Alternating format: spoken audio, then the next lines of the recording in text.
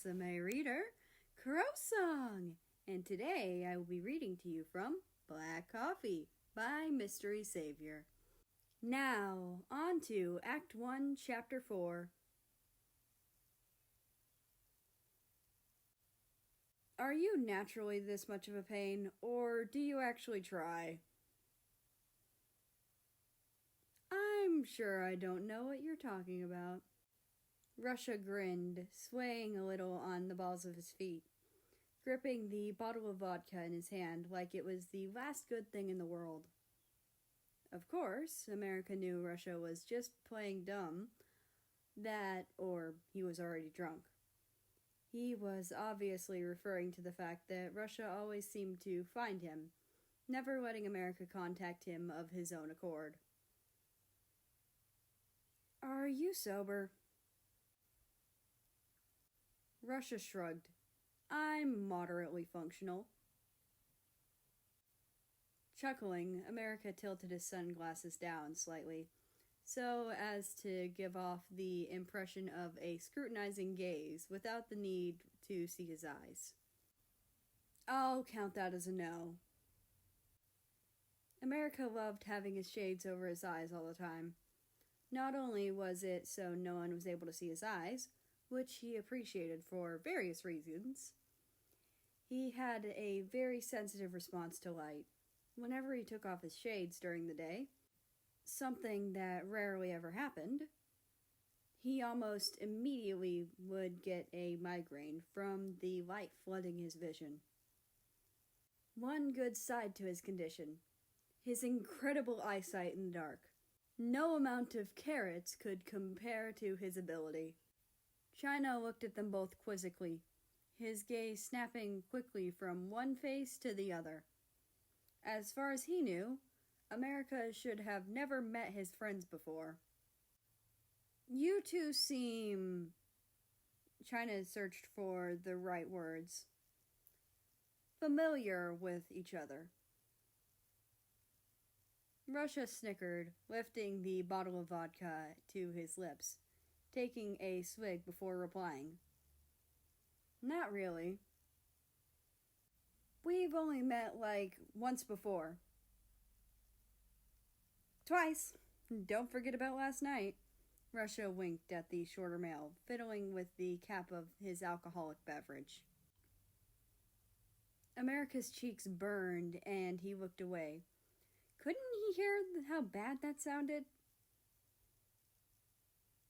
So you two...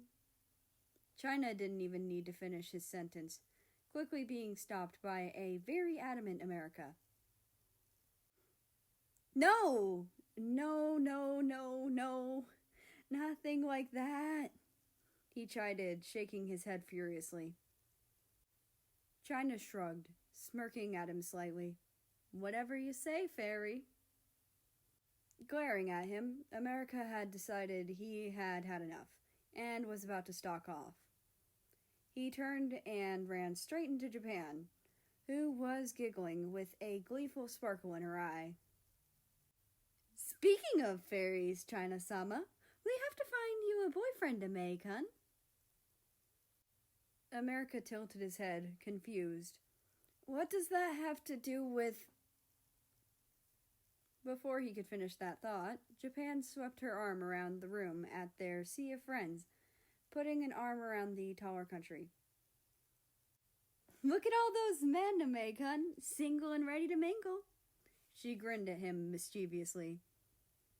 You're an attractive country, American. Just take your pick. Blushing once again, America pondered the offer. He sighed, reluctantly eyeing the boys around the room. It was Japan's last 2 weeks in town. He might as well indulge her, right? He studied every country, even the taken ones.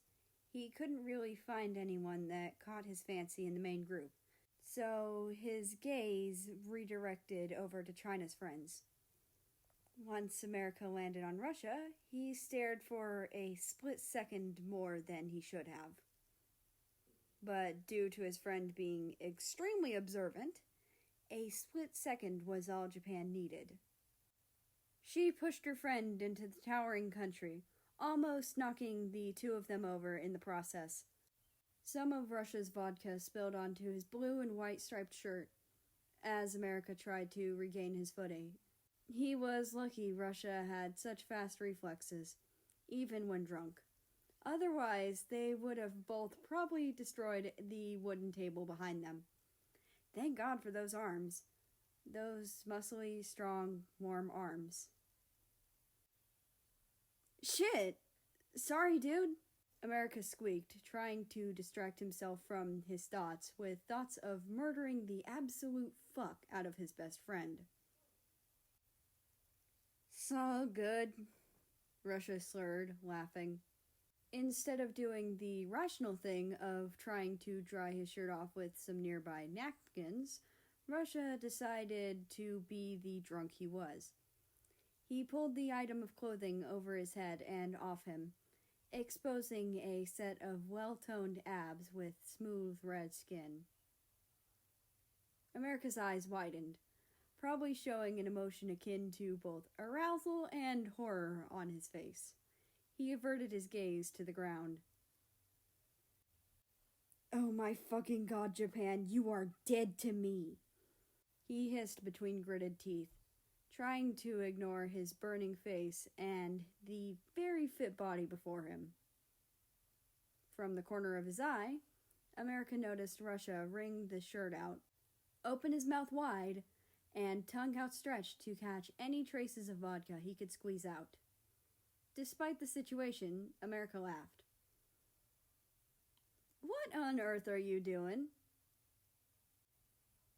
Russia grinned down at the smaller man, slipping his shirt back on, grabbing his now nearly empty bottle again.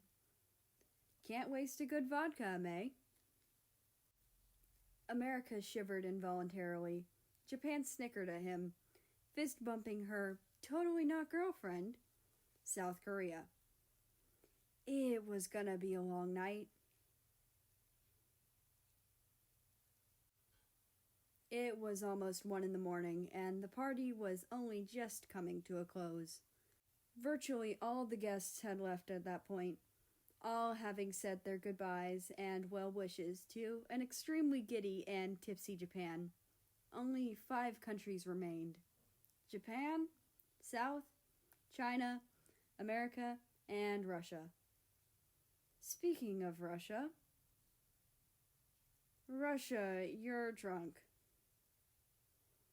And you're beautiful. Yep, you're definitely drunk.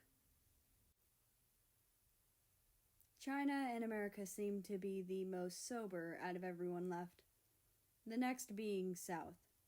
They were discussing how they were all going to get home when they suddenly realized that they had to take Russia into account. I could take him home, China volunteered, smacking away Russia's wandering hands. Apparently, drunk Russia was a pervert. He had been making moves on literally everyone at the party, even the bartender, who seemed extraordinarily uninterested in the drunk's advances. He seemed to take a liking to America the most, though, the starry country often catching the others staring at him multiple times during the night. I vote a May take him! Drunk Japan is very loud. South nodded in agreement, sharing a silent conversation of intense eye contact with China when he opened his mouth to triumphant a query. China shrugged, shifting his gaze over to America, who was fairly busy trying not to squeal at Russia's face buried in his human hair, an arm wrapped around his neck. I don't mind. The less I have to do, the better. It's settled then, South said, rising from her seat at the table and tugging gently on Japan's arm. I'll take Japan back to our dorm. China will go back to his, and May, you can take Russia back to his house. They were out the door before America could even ask where the house in question was. He sighed and looked up at the drunken country, an affectionate smile making its way onto his lips. He stood from the chair as well, hoisting Russia up with a simple pull, and made his way to the door. "Do you remember where your house is?" America asked, trying to ignore the fact that Russia was holding his hand, their fingers intertwined. Russia shook his head playfully. "Nope," he said, popping the P. He leaned closer to America, so close that the other country could feel his hot breath tickling his earlobe, a stark contrast to the chilly breeze of the early morning. "Let's go to your place instead." And that's the end of this chapter. I hope you enjoyed. With that being said, I want to invite you to join the Discord, which is linked down in the description below. Anyway, I hope you have a nice rest of your day, night, or whatever it is for you. Just enjoy your time, and I will see you tomorrow.